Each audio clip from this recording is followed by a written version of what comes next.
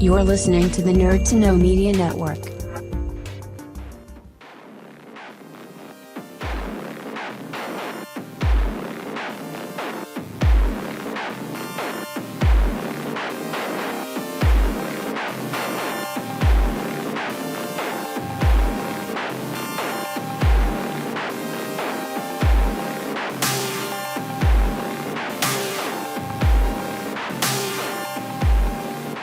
This is the rest of your international desk here on wvidesk.com, Phoenix 92.5 FM, and of course our new YouTube channel, WVI Desk 2016 on YouTube. Guys, this is podcast 270, and I've decided to change it up a little bit and drop this on our YouTube channel, so you guys are getting this even before the website and before our live show. Guys, if you like what you hear either on the YouTube, on our website, or Phoenix 92.5 FM, you can email us internationaldesk@restview.com or wvidesk2016@gmail.com. You can tweet us at wvidesk. My Twitter is at Darragh. This is a very interesting show because this is an interview with Matt Hardy, which is one of the 3 or 4 interviews which I have just sitting around on my computer, and I never actually uploaded on the website. So it's really, well, it's my fault that they didn't go up there, but I'm getting around to it now. And this is an interview with Matt after Slammiversary and the controversy with EC3 and the World Heavyweight title. So guys, check it out. It's a 15-minute interview, very interesting one. And yeah, if you haven't already, go over to wvidesk.com or our YouTube channel, WVI Desk 2016. Okay, well, there's a lot going on right now in TNA. Talk to me about how your this whole situation with the world title came about. How did you end up in the match? How did you feel about competing in front of your home crowd at Bound for Glory, first of all? I ended up in this match. From a storyline perspective, what happened was I was involved in a tag team match with Drew McIntyre, the go-home week right before Bound for Glory. And the deal was Dixie Carter had been having a real hard time controlling the egomaniac, her nephew, EC3. And basically she said if we won the tag team match, not only was Drew Galloway in the match, but also myself as well. So it became a 3-way dance. And then she announced my brothers as the referee. Right. So that's how we got there from a storyline perspective. I think in the big scheme of things, I think TNA and management realized, like, hey, we're in North Carolina. We had a couple ideas for Matt, but I think this would be the best usage of him. And I think it worked out, especially because, like, for 3 months prior to that, I had been working with EC3 in a program for the world title. So I think it kind of tied up a nice little bow on everything, especially the story, because you had, the guy, Matt Hardy, who's fighting for redemption against EC3 and fighting to win that heavyweight title. And then finally, I'm able to walk into this match at Bound for Glory in my hometown, or actually 100 miles in my home state, 100 miles from where I live, in my home state, and be in front of my fellow North Carolinians to perform. And that was amazing. That night was truly incredible. I was so honored to be put in the match, and I was also so excited to perform in North Carolina in that main event of the pay-per-view for the world title. And when the match was all said and done, and I became the TNA World Heavyweight Champion, and then, it was so great to have my dad, who's 82 years old, and he's had a lot of health problems in the last few years, for him to be alive and be able to be there and witness it and celebrate with me in the ring. My son, who will be 4 months old tomorrow, Maxwell, for him to be there and celebrate it with me. My wife, my brother, my best friend, Shane Helms, all those people were in attendance, and we celebrated at the end of the night. I mean, it truly was almost like a happy ending to a fairy tale, and not a lot of guys get to have that in wrestling careers. So I feel very honored and humbled to have been able to have that magical moment.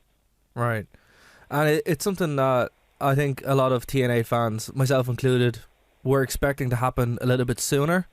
But we're glad it happened when it did. So I was happy when you won the belt, honestly, but what happened afterwards? Thank you. What happened afterwards really confused me, because I know there was a lot of outpouring of support for you when you won the belt. People were happy we were happy when Jeff won, happy when you won. You have a lot of fans that carry over. How did you feel when you found out you were going to drop the belt, or was it actually your decision to drop the belt? Well, when the thing came about EC3 filing an injunction and me having to relinquish it.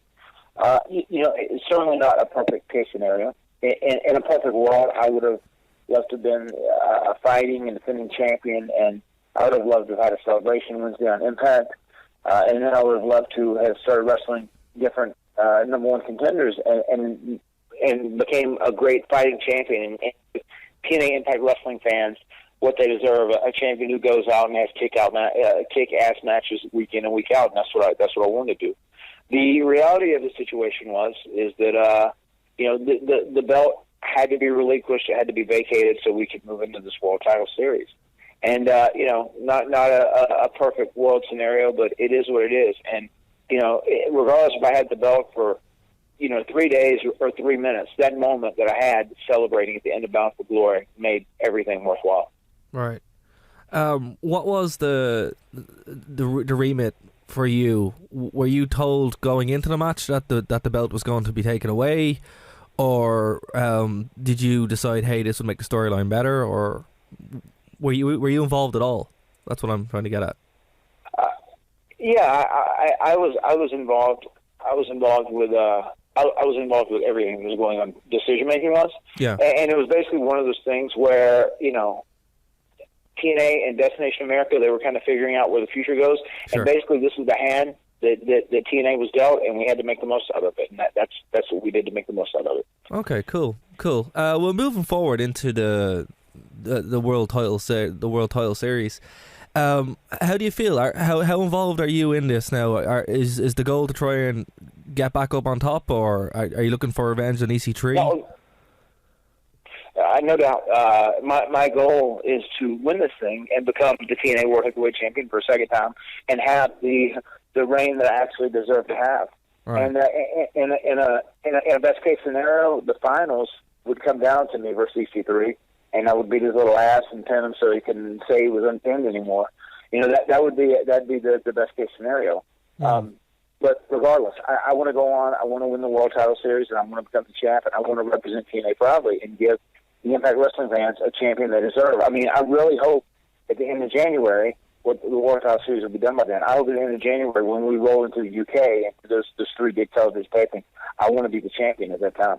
Okay, well, hopefully that would be cool to see, man, because it's been a while since you've been here in the UK. How do you feel about maybe working over here again? Are you excited about it? I love coming to the UK. I was with TNA last January on their tour and wrestled many times over there, and I actually came back in March for Person Championship Wrestling that I'm sure you're familiar with. Yes. I love coming to the UK, and I love how great and loyal UK fans are to Impact Wrestling. And that warms my heart. Just the fact that they are so committed and so supportive and loyal of TNA is great. Because I know TNA is a player, and we are competitive to WWE there in the UK marketplace, which is amazing because WWE is such a juggernaut in the wrestling industry. I love coming there because the fans are intelligent, they're smart, and they're also very respectful. I'll be honest, I love the United States. I'm born and raised in the United States, but the UK fans are much more respectful than the United States fans. And just for the record as well, the Irish fans love you too, Matt. They really do. We miss TNA in Ireland, but some of the best shows I've ever seen actually involved yourself when you were with TNA a couple of years ago in Dublin. That was a really, really good night. Very good. Yes, I know Ireland is a great market for TNA, and I hope we make our way back over there sooner than later. And I think from the little rumblings I hear, a little birdie told me that we're hoping to go over there more. So I hope that comes to be. Definitely. Well, what can the fans of TNA expect from this World Title Series? I think they can expect it's going to have much more of a sporting event type feel than like a professional wrestling / sports entertainment concept. Even if you watch the first show with the graphics and the scoreboard and just the way it's like much more of an athletic contest. It's very similar. Obviously, it's based after the World Cup. It's going to have a very similar format, and I think wrestling fans who really love wrestling more than like storyline, overly heavy storyline-driven pieces on wrestling shows, I think they're really going to enjoy this because the action is going to be every man in this tournament. The 32 people that started want to win it and become the final guy and become the champion. So it's going to really have much more of an athletic sporting event type feel to it. And you think that's the direction of pro wrestling should go in now? I think it is. Pro wrestling will always be kind of a standalone act because there's always going to be an entertainment aspect of it because you're going to have larger-than-life characters. And it works because you can even look over like UFC. They built, they a lot of personality and personas onto their characters. The guys who stand out in baseball and football, and I'm sure over there, soccer and your football. There's going to be guys who almost have a gimmick, who have a larger-than-life personality, and they become the biggest stars in the league. More often than not, and that's always going to be a part of professional wrestling. So Impact Wrestling is always going to have guys that are characters, that are going to have personas that are larger than life. But I think the more we can kind of gear it towards being a sporting event, I think it'll even more appreciated from the fan base. Okay. Well, we're on a bit of a time lapse here in the UK and Ireland because we get the shows on a Sunday and a Wednesday compared to when they go live in the US. So there's still kind of a bit of delay from feedback here towards the series. What has it been like over there in the US? It got great feedback. One thing that made me very happy is that after the Bound for Glory pay-per-view and the celebration of me winning, and then it happened pretty rapidly in the next couple of days after the EC3 injunction, and then me having to relinquish the title, and then the World Title Series started. I mean, it happened very, very rapidly. But just all that buzz about it, actually here in the United States, it drew probably the best rating we've had since we've been on the Destination America Television Network, which is cool because it shows that people are interested in what was happening from a storyline aspect from the company. So I think people are going to see this show and they're going, wow, this is really kick-ass wrestling. And I think that's what diehard wrestling fans want now in this day and age in 2015. 2015 has been a crazy year for you in particular. You had a great series of matches with the Wolves on Team 3D, and you actually had to vacate the tag team belts there as well. So you've won championships, but you've vacated championships as well. It seems to be you're winning championships left, right, and centre. Like, how do you feel about 2015 as a whole for yourself? 2015 has been a standout year for me, and body of work looking at it from top to bottom. And it sucks because at least I don't have to take the heat for these titles being relinquished or vacated. In the first one, it was my brother, being Evil Knievel, breaking his leg. So I didn't have a tag team partner, so I was forced to relinquish the title. Yeah. And then the second time around, it was EC3 and his malicious hate for me becoming champion in my home state. He's the one that filed the legal issue, which made me relinquish the title. And, looking back, it sucks. It'd been nice to have great reigns with those. But, I did my job. I worked hard. I earned the title match. The circumstance. My goal right now is to win this World Title Series and get that right. Okay.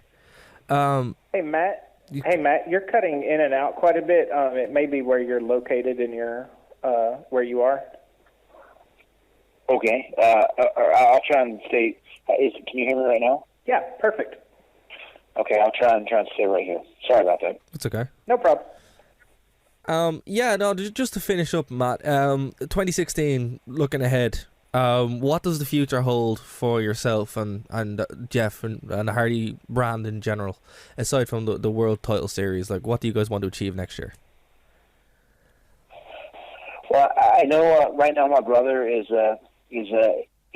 leg is healed from the break he had, but he found out he had some ligament damage in his leg, so now he's doing rehabilitation on that, trying to do it without having a surgical procedure done. Okay. So I know his first goal is to get healthy. Right. My goal obviously is to win this World Title Series and become the TNA World Heavyweight Champion. Okay. But in the bigger scheme of things, I want as a singles competitor to try and be a great representative of TNA, and I want to do things for TNA that I can, I want to do everything for them that I can to help them as a brand and as a company and help grow. Whether it's here doing this promotional interview with you, or just being a great performer whenever I'm, wrestling on the television programs, or if I'm doing a meet and greet, or if I'm representing them in any way, shape, or form. because the wrestling industry needs TNA, and it needs Impact Wrestling to grow and thrive. And there's a lot of guys out there that are working for TNA that are amazing athletes, amazing professional wrestlers. And it's my job to try and help contribute as much as I can to TNA, just think of the best possible product that it can be. I agree 100%. I've been a fan for 12 years, so, it's something that I'm happy to hear. And I wish you all the best, sir. Thank you so much for taking time to talk with me. I really appreciate it. Join us at nerdtoknowmedia.com.